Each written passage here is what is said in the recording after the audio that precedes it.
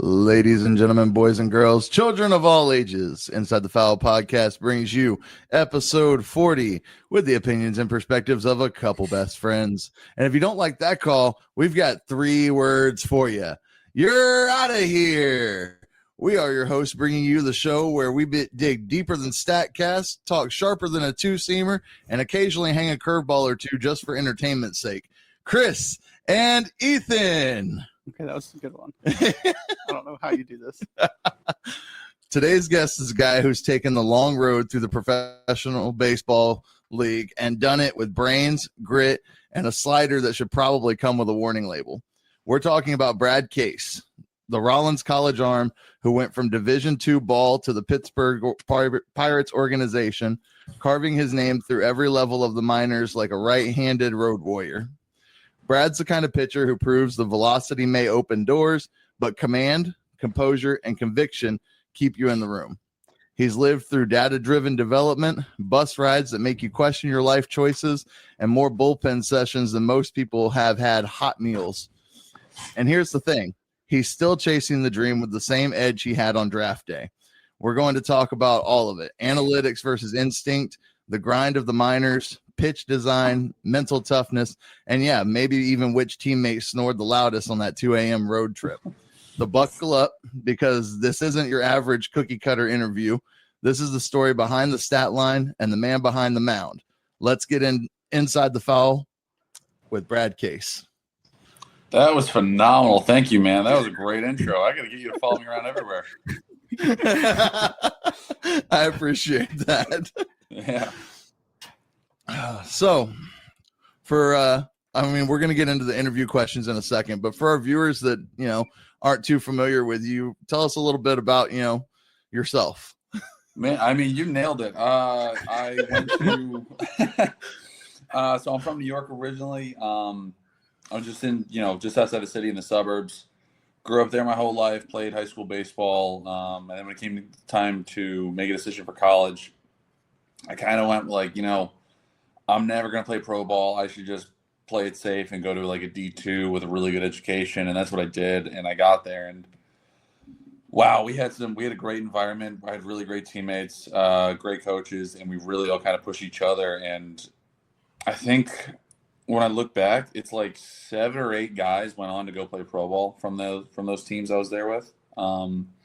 It was really special. It was a phenomenal time. But I get there and I really develop myself. I grow into my body more. I start throwing harder, and then the Pirates come calling in the 2018 draft, and then did that for 7 years. Reached free agency, went and played with Long Island Ducks this past summer, and back to free agency again. So, okay, it's been a fun ride. So, you were known in college for your command and pitch efficiency rather than just pure velocity. At what point in your development did velocity become part of your identity, or did you always lean on just being a thinking pitcher? I would say for the most part, my whole life, I was the big kid that threw hard. I didn't really know where I was going for the most part, but when I got to my senior year of high school, that's really when I dialed in the command. And in New York, especially 10 years ago, like I was sitting probably like 85, 86 in my high school games, and I carved the world because no one threw that hard back then. I had a really great senior year, and then I get to college, and just slowly, like, the velocity starts ticking up more, and I start hitting like 90, 91 a lot as a freshman. And I was like, oh wow, like I have a chance at doing really well at this. And then my sophomore year, I really credit this like 5-week stretch for the reason like why I got drafted. I was having like an okay year. We had like 5 weeks left of the season, and I really started struggling. I was like, dude, I have to like stop the bleeding. I have to like lock in right now and go to work. And over the next 5 starts, I had like 45 strikeouts and like 2 walks. And I was just like, holy shit. Like I figured out something. I just went like just attack. And I mean, I credit a lot of it to my catcher at the time, Chris Corbett, who is now a coach with the Royals system. And like it was so easy to throw to him. He was such a great mentor and leader, and like really helped me dialed in all of my focus, and we really got after it, and we had a great end of the year. That's awesome. Yeah. So you came out of Rollins College, like you said, a D2 program. They're not normally, known for being, a big time pro pipeline. So a lot of pitchers from smaller programs talk about the learning curve in pro ball. When did you realize, oh, this is a different level of baseball? Very quickly. I got to the GCL, which is now called the Complex League, I think. But it was GCL at the time. I get there, and every Dominican 17-year-old that's there they've already seen 90. They're not interested in it. They're if you got 95, 98 in the tank, like, then they're going to gear up for it and be a little more locked in. But 90, 92 is something that they've seen in their sleep since they were 15. So I quickly went like, dude, I got to learn how to pitch real fast. And it became a lot about pitching backwards, trying to be more deceptive, try to be more clever with how I go after guys. Like, a big rule I came up with was every 2-0 count, every 3-1 count, like with the traditional hitters counts. I said, I'm never going to throw a fastball again. If it's a lefty, I'm going to throw my curveball. If it's a righty, I'm going to throw my changeup. Because it is just the last thing in the world that they're looking for. So I wanted to get them off balance, tell them, like, hey, any pitch is coming in any count, so be ready for it. And that really helped make a change for me. I think after my first couple starts, I had like a 7 or something. And then like I said, in college, I had to lock in a little bit more and like dial it back. And I got that ERA way down. I cut it in half pretty quickly, and started pitching much better. So you've spent time with organizations known for pitcher development philosophies that emphasize the data, Rapsodo, pitch shaping, all of that. What was your first reaction when you saw your spin rates and movement profiles broken down like that? So that was the tricky part. The Pirates, we didn't really talk about that stuff too much pre-COVID. I had no idea what I was working with. You guys pretty familiar with all the pitch metric stuff, like Elite Ride or things like that? Yes. Yeah. Like I had no idea that 20-inch first fastball was good. I didn't know anything about it. I just was like, yeah, I threw my fastball. This is my fastball. This is my slider. This is my changeup. Like, I wasn't aware of any of that stuff. And I actually looked back at some of my data once I understood all that stuff. Like, this is probably like 2023. I started like looking backwards, and I was like, damn, dude, I was hitting 20, 25 inches on my vert. I was hitting like 20, 25 inches on my slider. Like, I had no idea about any of that stuff. So I wish I knew about that stuff in 2019. I feel like I would have been a much different pitcher, and I would have stuck with that style, because by this point in time, I'm dropping down and I'm throwing sidearm, and I'm becoming somebody completely different.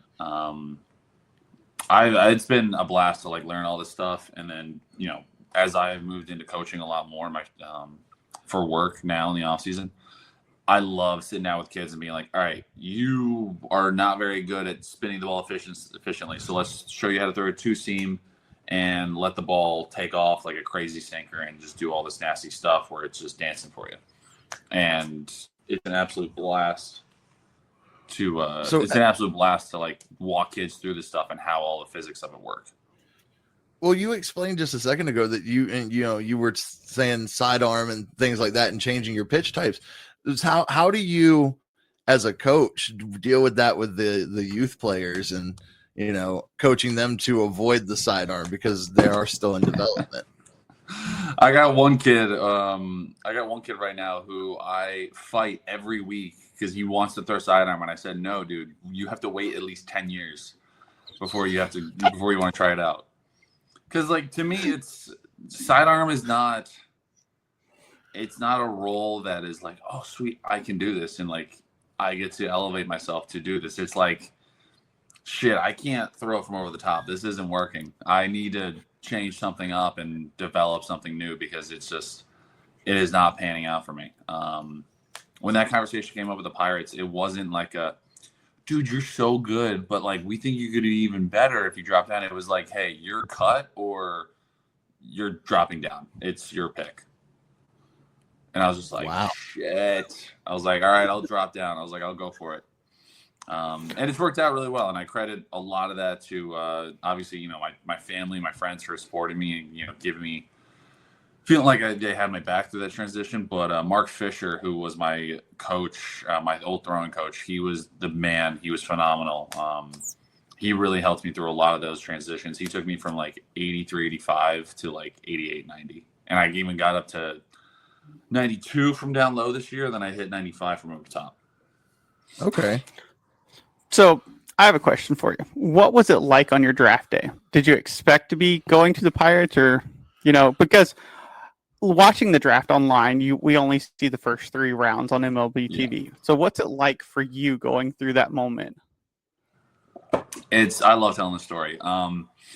So the way the draft works, or at least used to work, day 1 is on TV. Day 2 is also on TV, but it's like middle of the day. And that's through like rounds 3 through 10. They'll show on the second day. And then on the third day used to be rounds 11 through 40, but obviously now it's just down to 20. So after day 2, the Blue Jays call me and they say, hey, how does 125 sound? And I'm like, yes, deal. You got it. Sounds great. I can't wait for it. But then the actual draft day comes around and me and my agent had already talked saying like, hey, like X amount is my number. Like that is what we're looking for. If we get anything below, we have to say no. And my parents are like, we should have a party. We should have people over. We should invite the whole town. And I'm like, no. I'm like, no one's here. If I have people at my house and I don't get drafted, I'm gonna lose my mind. Like it's gonna be the most traumatic thing ever. So I was like, no one here at all. So they're like, okay, fine, no one will be here. I take out my laptop. I watch the first couple rounds. Nothing. Obviously, I'm just like sitting there panicked, and I'm like, dude, what if I don't get picked? Like I told people I was gonna get picked. Like this is gonna be so embarrassing. And I'm like, dude, I can't do this. So I shut it and I just like try to keep myself occupied. And my whole family is like feels how tense I am. And I get a phone call, and it's my agent, and the Mets call. He's like, hey, the Mets are offering below that number that we agreed on. And I was just like, tell him no. And I was like, I go tell him no. He's like, all right, sounds good. And we hang up. And I was just like, oh my God, I shouldn't have done that. I was like, oh, what am I thinking? I should have just taken the money. Like I got to get drafted. And I'm panicking. And then my agent calls me again, like 5 minutes later. He's like, hey, Pirates are going to take you with their next pick for that amount of money that we agreed on. I was like, sounds great. And I'm sitting there. I pull my laptop out again. I start watching again. And I look at my little brother, who is like 2 years younger than me, and I just go, hey, Pirates are taking me with their next pick. And he's like, oh, shit. He's like, oh, my God. And I didn't even realize it. But at the time, he takes his phone and, like, angles it perfectly in a corner of the room and hits record. And, like, he captured the whole moment. It was unbelievable. And I'm just sitting there on my laptop, and I go, hey, Mom, look. And I point at the screen. And she comes over. She goes, oh, my God. Oh, my God. And then my dad comes over, and he looks at it. And then the audio part of it kicks in. And they say, Pirates take Brad Case. And my dad just goes nuts. And we all go crazy and have a great time. And then the Pirates call me like, hey, congrats, man. We can't wait to see you in Florida. And I'm like, like, let's go. That is epic. That's epic. Yeah. Yeah, it was fun. So you've pitched in Altoona, Bradenton, Greensboro, Indianapolis, right? So every stop in the grind. Which city tested your level of game? Even before COVID, like I was in also Bristol, Virginia, and Morgantown. Like I saw every single part of the minor leagues before they got rid of more of them. Wow. Oh, okay. So which one felt like home the most?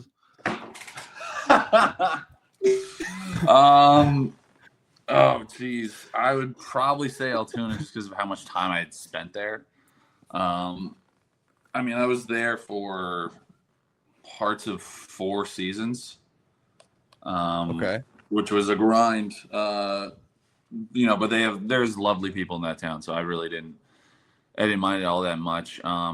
Greensboro was a really special stop for me just because it felt like I had made it to pro ball finally. The complex leagues, the backfields does not feel like pro ball.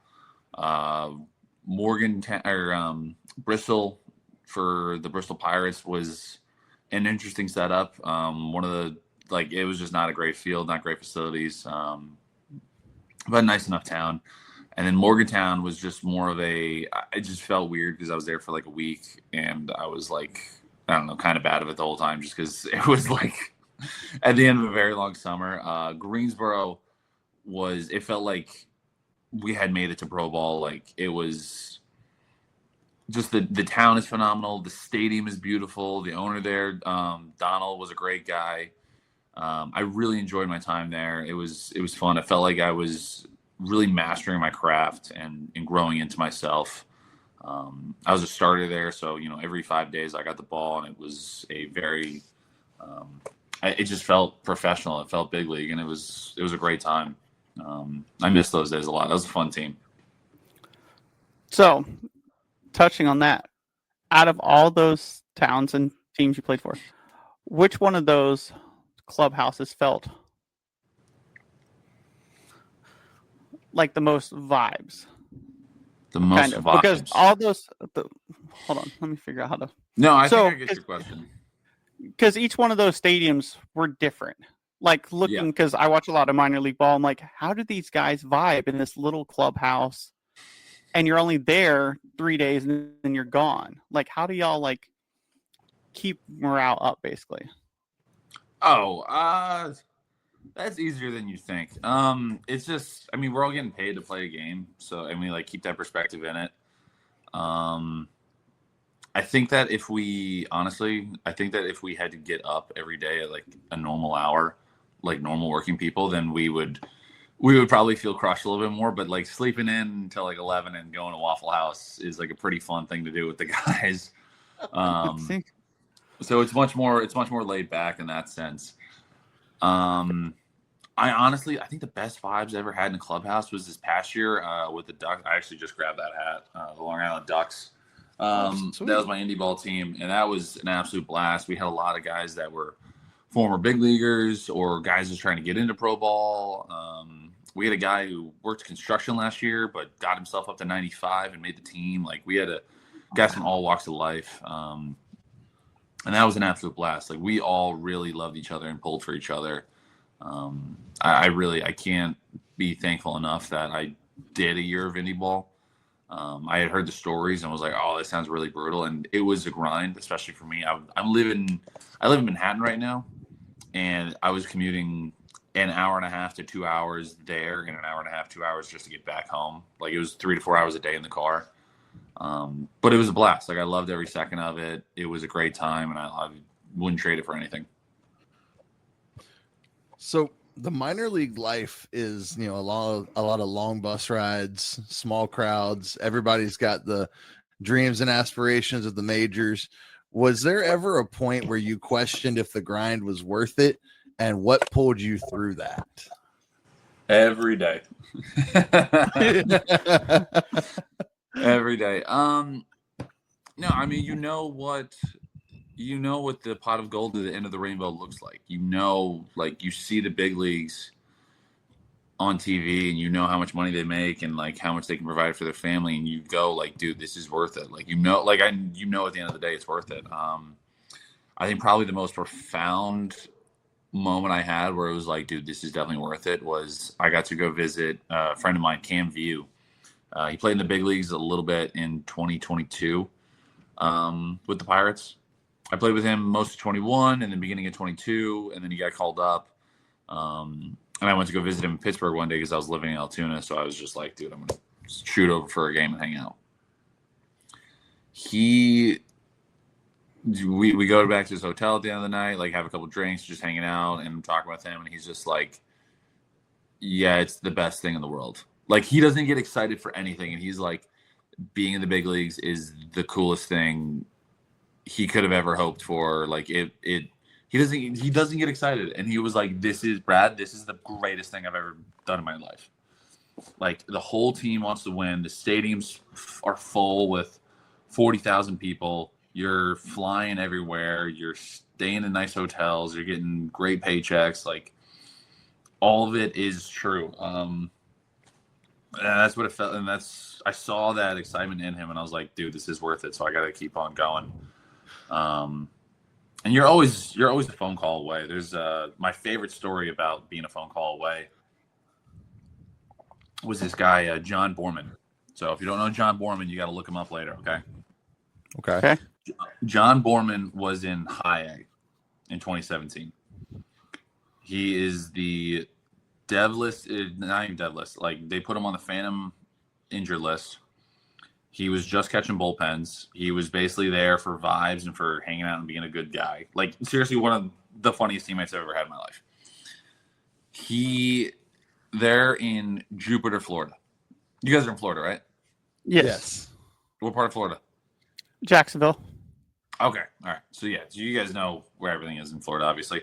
They're in Jupiter, and the big league team is in Miami. But Francisco Cervelli gets a concussion. They have a backup catcher who's not going to be able to get there from Indianapolis. So they're like, we have to call up John Borman, who's not even actively playing in the minor leagues right now, but we just need to call up a catcher. So they call up their manager. The front office calls up the manager and says, hey, tell Borman he's coming to the big leagues. Okay, sounds good. And they're all in the locker room, and the manager sticks his head out and goes, hey, Borman, come here. We got to talk to you.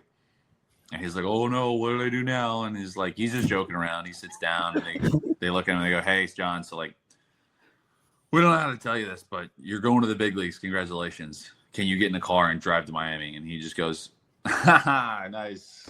Good one, guys. All right. Very funny. You got me. And he gets up and walks out. And they're like, damn it. They're like, John, come here. Sit down. He's like, yeah, what's up? And he go, you're going to the big leagues. Like, can you drive a car to Florida or to Miami right now? You didn't get me. All right. He's just like, you're not fooling me on this. Like, I'm not going to the big leagues. That's ridiculous. I don't even play here. So he walks out of the office again, and the manager sticks his head out and goes, John, get the F in the office right now. And the whole locker room was like, what the hell's going on? So John walks back in, and they look at him, and they're like, dude, we're not messing with you. What do we have to do to prove to you that we are like dead serious about this? And John is just like,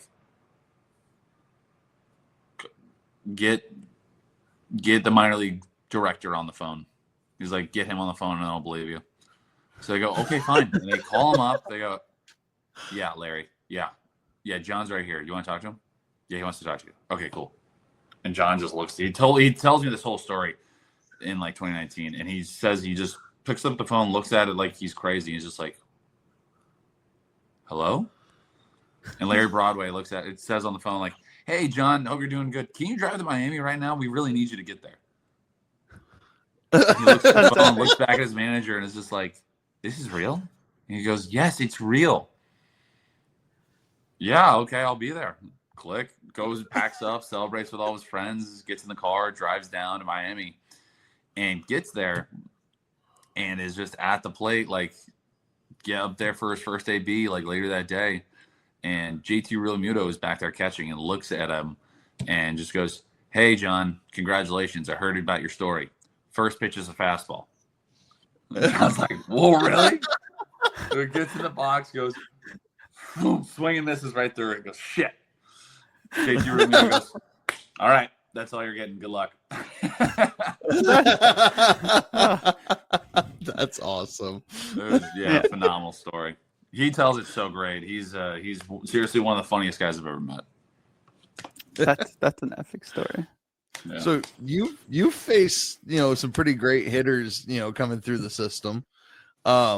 Which ones made you rethink your approach, and what did you take away from the matchup? I'll give you two. One is Alec Boehm. I remember in 2019 facing him a couple times, and he always seemed to find a way to like get a piece of my cutter, my slider or something. and I couldn't get him off of those pitches for the most part. It felt like he was pretty ready for both, just with how his hands worked back then. Like there was very like in to out. And then I started throwing him changeups, and I went, "Oh, you can't hit a changeup because it just comes back to you because like its hands going from in to out. It's impossible to hit the changeup with that style." Yeah. So that taught me to try to look.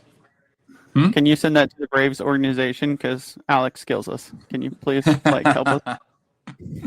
I'll try.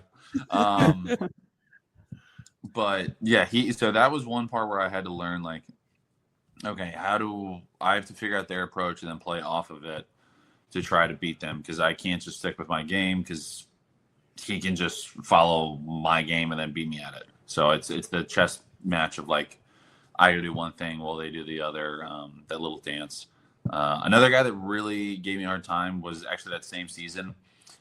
This little fat guy named Alejandro Kirk. He murdered me, dude. He crushed me. I couldn't get him out ever. He hit 2 bombs off me in the same game, and I just went, I don't know what to do. So we have to explain why we're laughing. So Ethan is a diehard Yankee fan. Oh, nice. So, and I kept this when we started the podcast. I was like, we need to watch out for Kirk. I said, something about this little dude scares me. And yep, everyone's like, nah, he's not that scary. He's just a catcher. And I'm like, something about him. He's just gonna kill the ball. Now yeah. He's so good. He's so good. I remember 2019 he murders me in the minor leagues. And then that offseason I ran into some Blue Jays pitchers like at a training thing. And I'm just talking with them and I was like, hey, who is that little guy you guys have? He goes, this kid, unpromptly. All I said was, you know that little guy? And he goes, you mean Alejandro Kirk, the greatest hitter to walk the earth? Yeah, that kid? Yeah, he's I was like, yeah, that guy. He was like, yeah, he's unbelievable. Like, it's the best hitter I've ever seen in my life. That's, yeah. He's got the reputation of being that good. Told you. Just gonna say it. Yeah. So every pitcher has a bad day or a bad outing or things just don't work in their favor. So when you're on the mound and things start spiraling in that situation, command slipping, bad calls, errors behind you, whatever the case may be, what's that mental dialogue that gets you locked back in? Because everyone talks about pitchers and the goldfish mentality, but what does that look like from your perspective? For me, I've been 2 different guys on the mound. I've been the like calm dude, like, all right, it's fine, whatever's going on, like don't react, like it's all good, like just keep on swimming. And then I've also been the guy where I'm like raging out and I'm like, come on, let's go, like grunting every pitch, trying to max out my 92.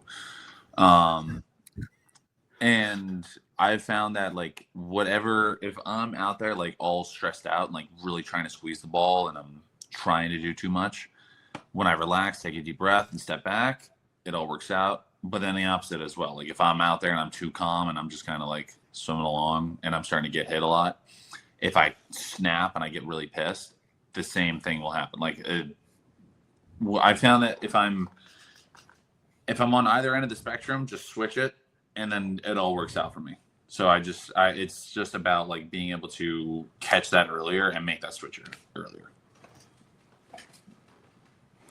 So speaking on that, so I've always wondered this.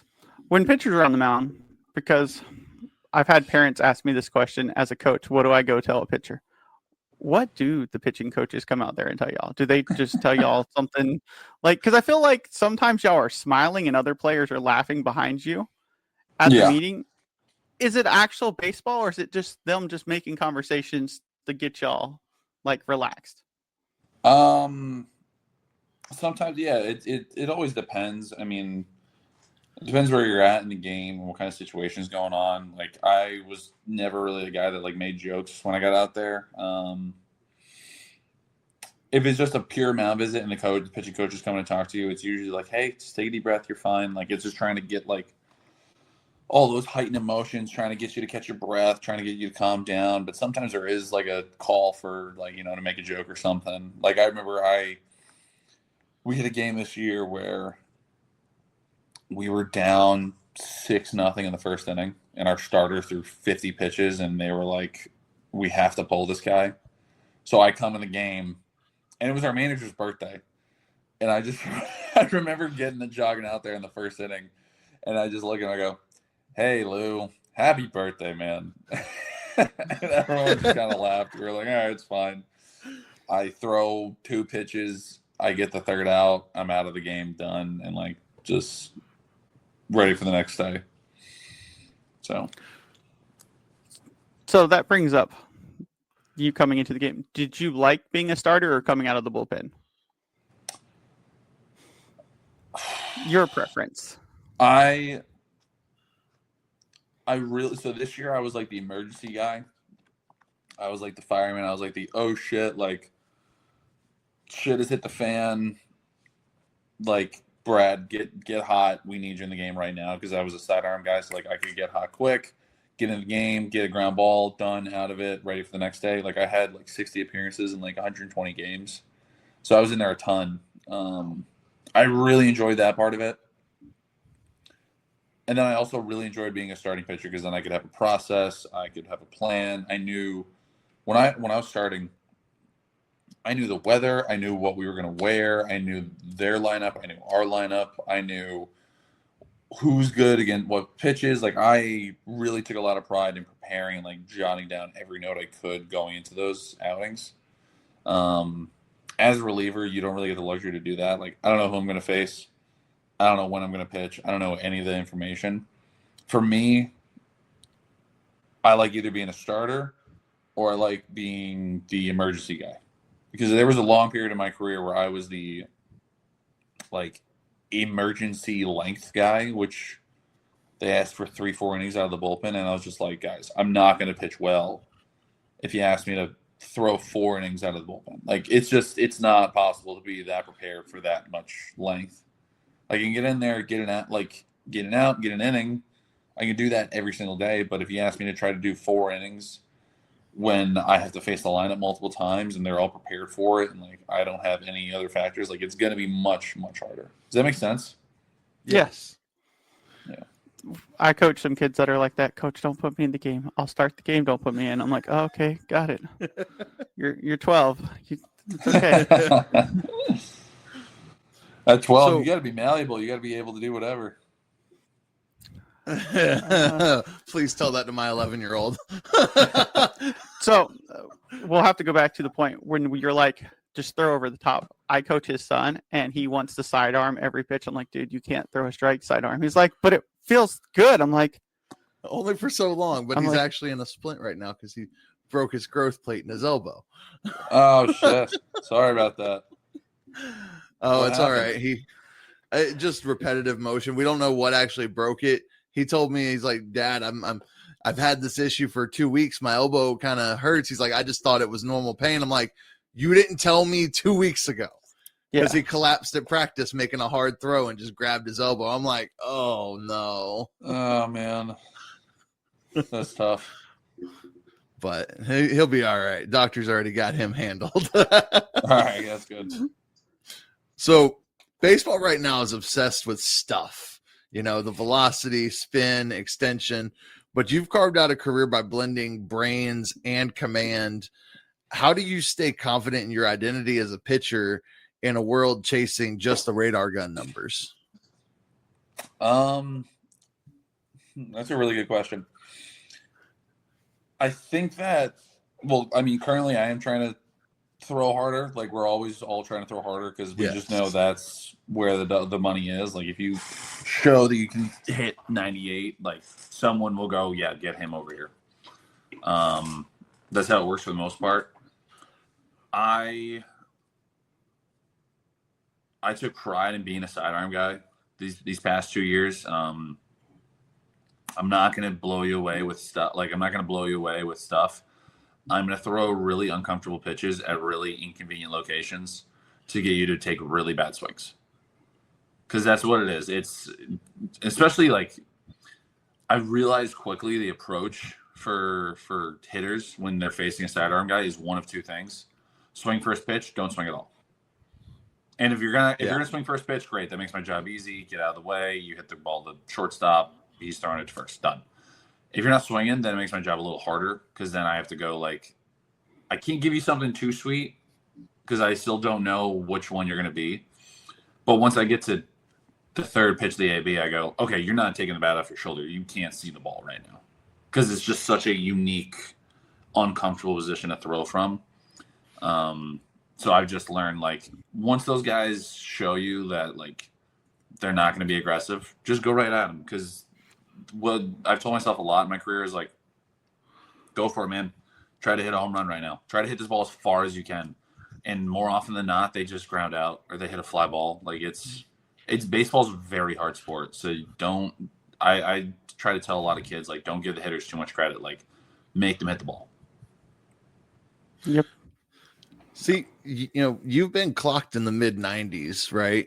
But your slider's always been, your calling card, and as a sidearm, a lot of the sidearm pitchers I know get a lot of, ground ball contact, soft contact on the ball. What makes your slider work when it's right? And when do you know the moment that it's not? So I'm going to be a snob right now. I'm going to be a baseball snob right now. So there's two different types of sliders. I throw two different types of sliders. I call it a cutter, but it is a gyro slider where I'm trying to get like this pure bullet spin coming towards the hitter, which basically means that it's going to kind of drift this way, especially for my low slot. So that's my cutter. I have to call it my cutter because if I call it a slider, then I throw it slower and I get around it more and it's not the same pitch. But when I call it my cutter, I say through it hard, and I can throw it hard enough where it still comes out like a fastball. Like I've gotten it up to 89, which is crazy for a gyro. Wow. Yeah. Wow. But it'll usually be like 85 to 87-ish, which I'm still really, really happy with because it's just an odd pitch because it definitely comes across, but then also rides as well. And then my sweeper, my more traditional sweeper, where I'm here on the grip. Okay. And I'm just trying to just pull across it as much as I can and try to get as much horizontal. I found, so early in the year, I mean, honestly, last year too, I tried to throw it as hard as I could. I tried to just say, like, I'm going to load back and just spin this thing as hard as I can to try to get as much movement. And I found that it actually does the opposite. I will not release it as well as I can. I'll release it more like this, where I'm like behind the ball and pushing it, and it's just kind of will drift there. If I throw it slower, however, and allow my fingers to get in front of the ball and really pull across, it moves way more and way later. Like once I started doing that, I was able to command it more, and I was able to get guys to be standing in the box and kind of do that little jump out of the way.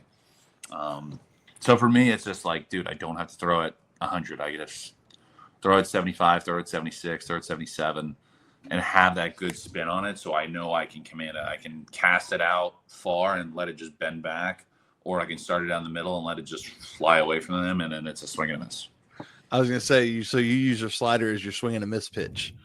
Yeah, typically. I mean, I really don't throw it before two strikes all that often. Just because for me, like in my role, it's the emergency guy, so I'm coming in with guys on base typically with like one out. Ground ball is my best friend. So it's going to be the sinker and the cutter to start those ABs typically, and it's just about getting them to make a mistake and put the ball on the ground, and then I'm the hero. I've saved the runs for the other pitcher, and I get to do it again the next day. Nice. So speaking of your pitching, how do you feel about the ABS and pitch clock? Okay. Pitch clock overall is a good thing. It really pissed me off with how they implemented it in the minor leagues. Okay. Can you explain? And this was just an oversight by Major League Baseball. They do this thing, and I'm going to say a really mean thing right now. Major League Baseball does this thing where they forget that we're human beings, and they just think that we're robots and we're able to just adjust on command. So we were like a week into the AAA season in 22, and they were like, oh, by the way, this is the pitch clock. Good luck. And we were like, what the hell are you talking about? Like, what are the rules? What is happening? We're just implementing all this stuff. Like, what's happening? So we were all pissed. I remember, I'll never forget. I had one teammate who was on the mound in Minnesota at St. Paul. It was snowing, and they keep calling him for pitch clock violations. And he finally is just like, "Mama huevo!" He's just screaming and speaking Spanish and cursing like crazy, and he's flipping out. And it's actively snowing. It's actively coming down, and you see him get pissed, and he just rears back and goes 100, 100, 100, 99, 99, 100, and walks off the mound because he punched out the next two guys. And everyone's just like, "Oh shit! All right, well, he feels better."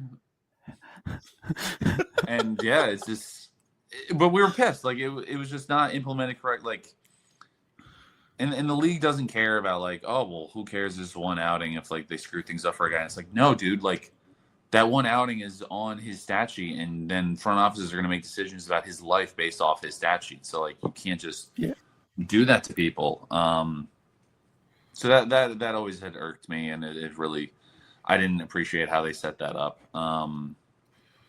Maybe it's not Major League Baseball's fault. Maybe it's the umpires. Maybe it's our own organizations. I have no idea. But like, regardless, it has always bothered me with how they did that. ABS is going to be interesting because I know that we're doing the challenge system in the big leagues next year, right? Yes. Yeah. So the challenge system is going to be a lot of fun. You're going to see some guys have unbelievable abilities to challenge correctly. And you're going to see some guys that they're going to get it wrong once or twice, and then they're never going to do it again. So part of that rule is like pitchers, catchers, and hitters. But as a pitcher, okay, would you prefer your catcher to make that call for, that, or you? So with the Pirates, they told us specifically, like, do not even think about calling the challenge. Like, it's up to the catcher. Oh. And I was like, okay, sounds good. And it was like, whenever we did have ABS, I just got called up from AA, and I was like, dude, I'm not letting this thing rip. And if I'm wrong, like, I'm screwed. Like, I didn't want to get to the team and make that impression and start burning challenges. But we get this information back after the games, and the first pitch I throw in AAA, and the first two pitches I throw in AAA in 2023 were like 99% strike looking, 97% strike looking, which means that they were strikes. And I was just like, I threw both pitches and just went, where is that? Because the AAA strike zone is like this big, and I'm just like, okay, well, whatever. Can't really do anything about that. That's a bummer. So that was frustrating, but it's going to be interesting in the big leagues because you're going to see some catchers get really smart with how they do it. Like, there's going to be early in the game, you're going to see a catcher like just have a ball down the middle and just pretend like it's way on the ground just to try to trick a hitter, because the hitter's going to see that and go, that was a ball. And then they're going to challenge it, and it's going to be like, that was right down the middle. And then he's going to go, oh my God, because you only get two throughout the game. So like, you can't just burn them in the first inning. Yeah. You're going to see 90% of those challenges get used in the ninth inning. Like, that's just how it's going to be. Okay. So to bring back the pitch clock, because the minors, y'all play in so many different stadiums, as a pitcher, how do you focus on the pitch clock? Because is it easy access for y'all to like see from the mound? Because we don't actually get to see what y'all see from the stands. Yeah. So you come. That is something typically you'll pick up as you're like warming up on the mound, because you get the 2 minutes on the mound out there to like get warmed, ready to go. You pretty much just have to, like, as you're warming up, pick up the clock somewhere. Usually, like, if I'm looking at home, it'll be somewhere off to the side, so like I can look at home and also see it out of the corner of my eye and be like aware of the time. And then there's usually one out in center field as well. So like if I go to look to a runner on second base, I can look over his head and see the clock as well. Okay. So they do a good job with making sure that we have the ability to know what time, how much time is left and be able to go. So I know earlier we talked about, the Elite Performance Baseball Academy that you coach through, right? I kind of wanted to touch a little bit more on that, because when you stepped into the role of pitching coordinator at the academy, you shifted your mindset more so from player to developer of players. What was the biggest mental switch you had to make? And what was the one assumption you realized you kind of needed to leave behind? That's a great question, man. These are good questions. I've really enjoyed it. I've realized a lot. It makes you get really good at understanding what you're trying to do on the mound. Like my whole career, like I didn't really coach that much. But I coached in January, February, and March before I went to go play for the Ducks. I really had to start like understanding what I was trying to do on the mound and why I was trying to do it. And then how do I teach it to these kids so then they can get better as well from it. So like, there's a post that I made on my pitching Instagram that I'm sure you guys can find. It's called, or I've called it like my 4 pillars of pitching, like the 4th like main phases that I want kids to really like hammer down. The first one is load. Just get back there and load as much as you can. Get the upper body back over that leg and try to develop as much energy back there as you can. Second phase is like keeping that shoulder in front and making sure that's locked in there. Because if the front shoulder goes, all of your energy goes too. You have nothing to throw with, and then it's just your wrist trying to like make that flick, and that's not going to be helpful at all. Third phase is like everything is started to open up. That back hip is down, and your arm is still fully back, ready to go. I call that the Ben Joyce phase because that's the picture I used for it. Ben Joyce's arm is all the freaking way back here, ready to throw 105. And then the last phase is just phase 4, is just finishing, which is just straight front leg, finishing with as much effort as you can over the front leg. The 4th phase, I don't even worry about because it's like if you're doing all these other things right, the 4th phase will just happen on its own. So I've really taken like teaching to that. I had my boss print out all 4 of those pictures, and then I hung them literally like right next to like in the cage where I work with all of our pitchers, and I literally just look at them. I go, "Hey, do picture 2," and they go, "Oh, okay, sure," and then they just do it, and then it's so much better after that.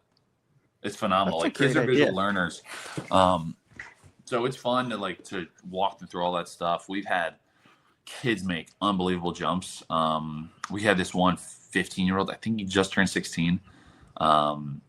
He went from like 82, 84, touching 85. Like you could see the pieces were there. And his last bullpen, he was 86, 88, touching 89. Wow. At 16. Yeah. I mean, this is my boss, Francisco Grosecki, is also like a phenomenal pitching coach as well. Like he got Miguel. I honestly still forget how to pronounce his last name.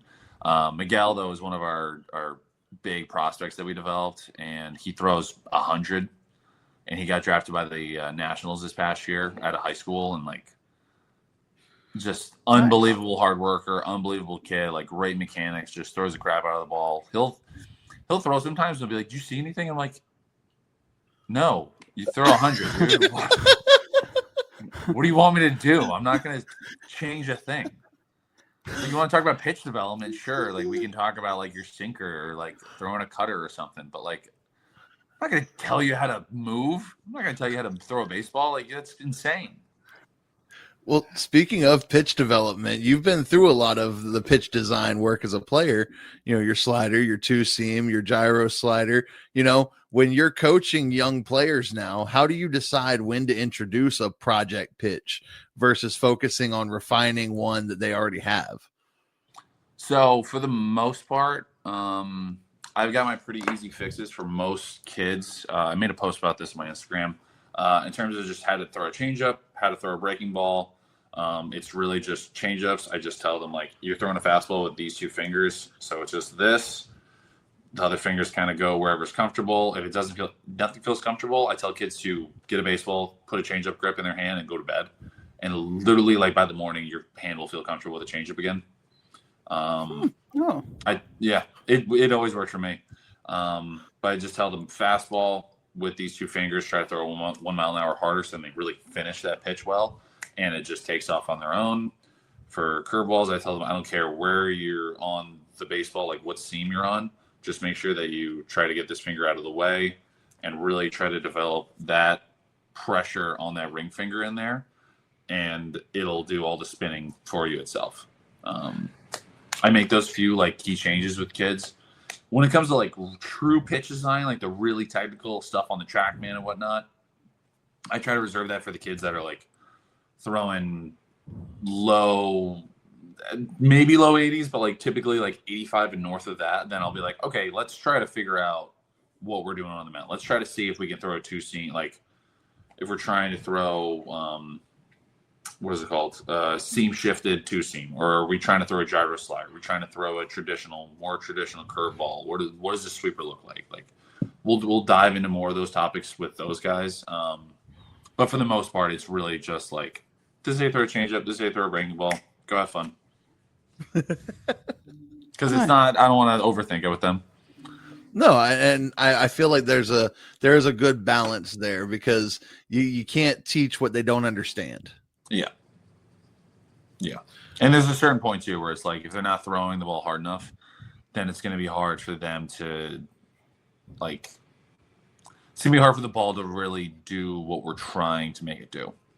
Like you have to put a certain amount of effort and force into it before it like actually starts moving in the way you design it. Okay.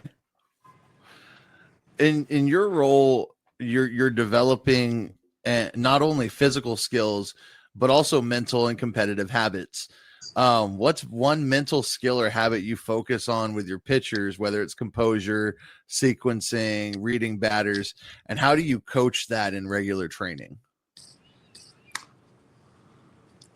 I think the best way to learn that stuff, honestly, is by like something like sequencing is playing video games.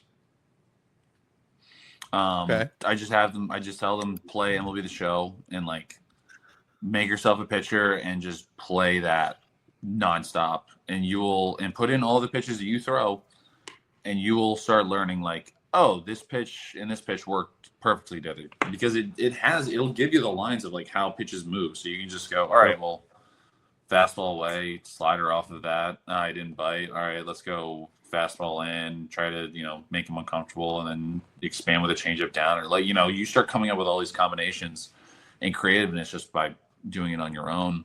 I think the biggest thing I preach to them though is that like anything is possible. Like truly, like anything that you want to accomplish, like you will figure out. For me, it was that off season of 2023 into 24. I got asked to drop down. I was throwing 83. I had no idea where the ball was going. I sit down and I go, all right, I'm going to throw 3 bullpens a week for the whole off season, and I'm going to figure this out. And I got up to 90 because of it. And I show up to spring training, and the coaches are like, oh my God, like this is actual big league stuff. Like you have a shot. And I made it to AAA in the first month. And I really think if I didn't tear my oblique that year, I might have had a shot at it, especially if I got on a roll in AAA and like showed, hey, I went and I figured this all out. Like you guys pushed me to go be a sidearm guy, and I did it. And, I was really hoping for that shot, but the oblique happens, and who knows what would have happened, but it was still a blast either way. So you ready for some fun questions now? Let's see, I get to ask all the serious ones. What is the one teammate that you wish you could have got a strikeout on? The one teammate I wish I could have punched out. Throughout your whole playing career, what's the one that you wish you could just get that K on, just to have that smack talk? Dude, that's a good question. Huh? It would have been nice to get Mason Martin. That guy hits the ball a mile, and I faced him this summer, and he hit the ball very far off of me. I didn't like that. All right. He is a strong dude. His dad was a bodybuilder or like competitive weightlifter. Yeah, he was a bodybuilder. So like Mason just went, oh, I know what the gym is, and just got huge and hits the ball 3 million feet, and I'm just like, this is not any fun for me. Okay. He's always seen the ball well off me, which sucks. So, what's your favorite ballpark food, and what stadium is it in? Caguas. Caguas in Puerto Rico, they had these pork rinds with sweet plantains. I still think about them daily. It wasn't pork rinds. It was pork. It was some kind of pork, but it was really crunchy and it was really good, and I loved it. That was probably the best. Fire. It was so good. It was so. You should see the stadium in Puerto Rico. It's like you drive, like it feels like you're in the jungle, and then all of a sudden you find this like tiny urban center, and then you pull up to the stadium, and the stadium's pictures of their alumni. It's not like, oh wow, yeah, that guy was in the big leagues, or it's like Roberto Alomar, like Sandy Koufax, like legit like Hall of Fame blue chip names. You're like, oh my god, that guy played here. Frank Robinson. I can't even think. I can find the picture somewhere on my phone, but like, look up the Caguas Stadium sometime, and you'll see all the pictures of their like alumni. It's unbelievable. So, speaking of alumni, if you could face one past or present MLB player as a pitcher, which one would you pick? Bonds. Oh, okay. Okay. I don't even care. If he hits a home run, I don't even care. I would want to see it because my approach, because lefties, I feel like I'm not as good against lefties because my sinker really only plays when it's in, and he's got that big ass arm guard. So I'm thinking about like, all right, I would have to start the sinker way in and have it run back over the plate. Live in like there, maybe touch the outside corner with the sweeper, but then it's like, how do I put him away? And I would have to figure that out. So I would love, Bonds would be a good one to face. See, I like that. He's not scared. He's like, if it hits it, I don't care. I get to watch it. Yeah. All right. So this is my favorite question because as a coach, I have superstitions. What is your favorite superstition that works for you? Favorite superstition or pregame ritual. Yeah, or pregame ritual. Like favorite food you got to eat before every game. You know, it's tough because where do you cross from superstition to routine? Okay. See, that's a good one. See, I've never had that counter back. Well, okay. Well, here, let me caveat that because routine would be, your warm up, how you approach a game, how you get ready. But superstition is if I don't do this, I'm going to have a bad outing. Oh, I got really into Zaxby's at one point. Oh, okay. I pitched well one game in Lowe in Greensboro back in like 2019, and I had Zaxby's before the game, so I was like, it's got to be the Zaxby's, so I try to have it all the time. Okay, here's a fun question because this has been a discussion we had today. Have you had Cane's, and do you like Cane's or Zaxby's better? We don't really have either of those up here, so I don't have them too often. I might have had Cane's once. I really like Zaxby's. I really like their sauce that they had there. I'm not as well versed in the southern fast foods. That's fair. And I mean, as an athlete, I would hope you're not, eating that all the time. Once in a while is fine. No, I just never really had it too much. So, yeah, no, I'm not a good authority on it. So, what is the best minor league story you can tell me without getting a teammate in trouble? I always love the reaction to that question. Because I feel like minor leagues, because you're together so long and you're on a bus, like I feel like some of those stories could be great without getting people in trouble. Yeah, I would say there was one. Okay, I'm like trying to remember every step of the story to make sure I don't get anybody in trouble. I don't think anyone gets in trouble in this story. We broke down one time going from Iowa to Indianapolis. And that was so brutal. That sucked. Oh, man. I can't remember the story. It's like 5.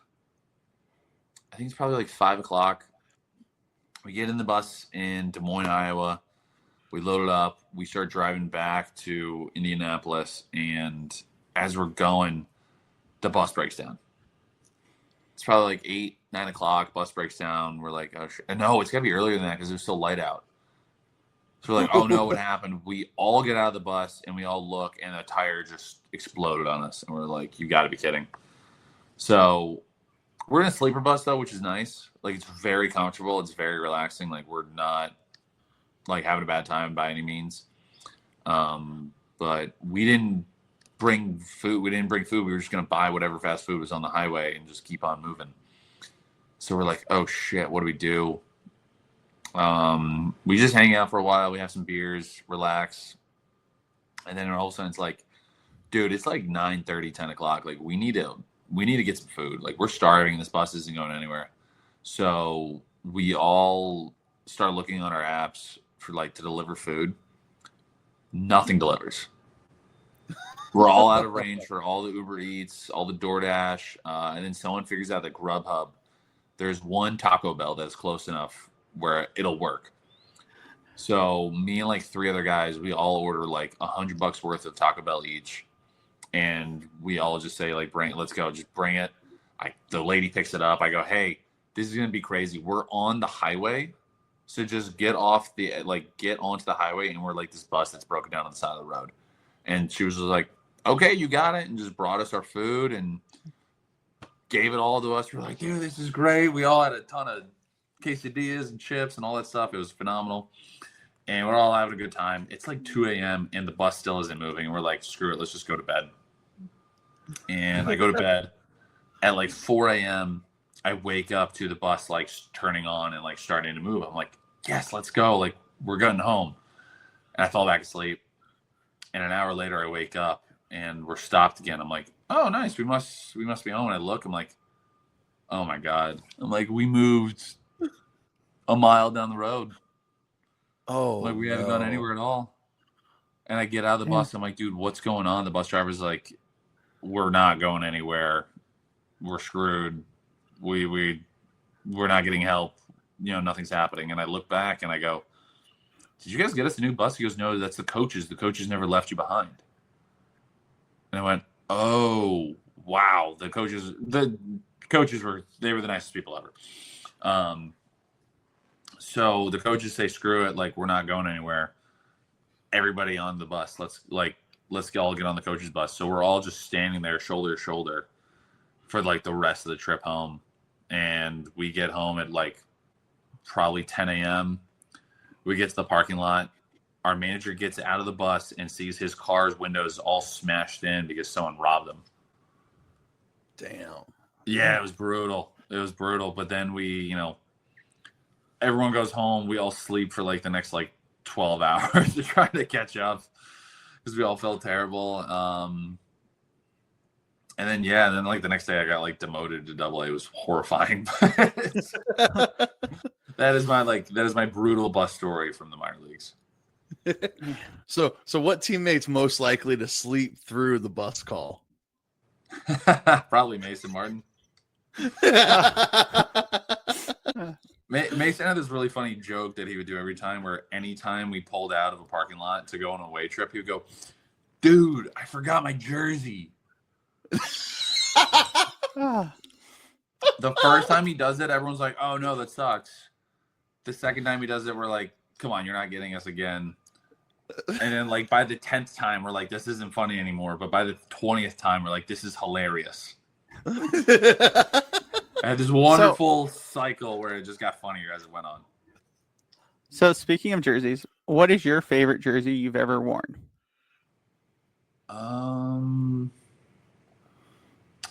Probably.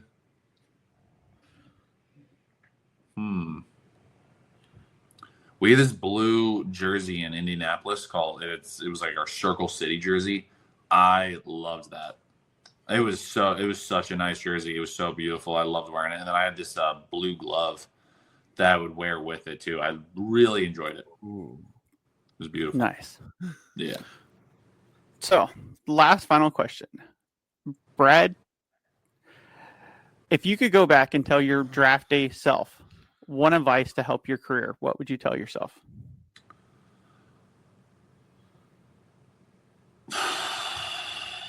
Learn what pitch metrics are. Learn what you're trying to do with a baseball. In terms of like ride and spin and all those different things. Learn that. And then throw as hard as you possibly can. Because nothing else matters. Fair that enough. answer. Like if you throw hard, I have one more. If you throw hard, they'll find a job for you. Nice. I've got just one more question. This is one I like to ask a lot of pitchers is past or present players, if you had to rebuild your repertoire with one of their pitches, right? A 4-pitch repertoire, okay? Past, present, whoever, and it reacts the same way that they threw the pitch, right? You could just throw it like that miraculously. What 4 pitches, who would it be and why? Oh, okay. And if you want a Ryan's fifth pitch, fastball. we'll allow it. Huh? Okay. If you want a fifth pitch, we allow it. No. Because I know it's hard to pick 4. No, I could do this. Nolan Ryan's fastball. Okay. Easy. Mariano Rivera's cutter. Ooh, okay. Randy Johnson's slider. Oh, that's a good one. Now I gotta think of a changeup. Probably Trevor Hoffman's changeup. Ooh, okay. So I know what your brain was thinking, Mr. Braves fan, Maddox. I know you're thinking Greg Hoffman's Maddux. changeup was. I was phenomenal. like, do I point at the jersey as soon as you said change up? I was like, but I Hoffman's knew change up, that it was between those two. It was between those two, and I went with Hoffman just because that thing was just. It was just so slow and just devastating. If you throw that and then throw a fastball after, it's over. And that was what Hoffman was known for, was that change of speed like that too. Yeah. Oh, yeah. Okay. I have one more question. Okay. What is free agency like? Because we only see it what ESPN reports. What is it? I listen, I am a baseball fan. Like I stalk free agents. I am not the right guy to ask this question. True, you know what? I'm joking. I'm being a little sarcastic. I did get a couple phone calls I got a phone call from Mexico the other day, and I got a phone call from Venezuela as well. And it's always like fun to get those phone calls. You're like, oh, all right, cool. Maybe. I don't know. So it's just kind of I'm not sure if I'm going to go do that. Well, that actually helps because I didn't know that that was the same process. I thought you had to sign up for that league to be. So that's cool to know. Yeah, no, they just reach out like Mexico, Oh, okay. like the GM of a team just said they DM'd me and were like, hey, we would love to try to talk to you about next year. And I was like, cool, here's my agent's number, just talk to him. And then they talk to my agent. My agent comes to me, says, hey, this is the offer. What do you think? And I'm just like, yeah, it's cool. I don't know. I don't know about living in Mexico, but maybe. And you kind of just figure it out from there. Gotcha. See, they're at a different elevation, so pitches would react differently. That is the big criticism from all my friends, is that the pitches they don't move the same way. So do you have anything else? No, because see that helps because I was curious. I'm like, knowing that I figured Mexico had to go through MLB and all that, and I didn't know they could just contact y'all. That's cool to know. Oh yeah. Man, I really appreciate your time. Really today, appreciate it, man. Coming on. Yeah, of course. The podcast with us. Yeah. No, thanks for having me, guys. This is fun. You guys ask great questions. I've enjoyed it. I appreciate it. Thank you. Before we end it, where can our viewers find you and follow you? Most of my socials are at Brad_Queso, I think. That's another fun story too. I should have told. And then please follow my pitching page, Queso Pitching EP4 NYC. We're truly trying to grow all those pages. I put out a lot of really good information for youth players. My TikTok is Brad Queso, I think.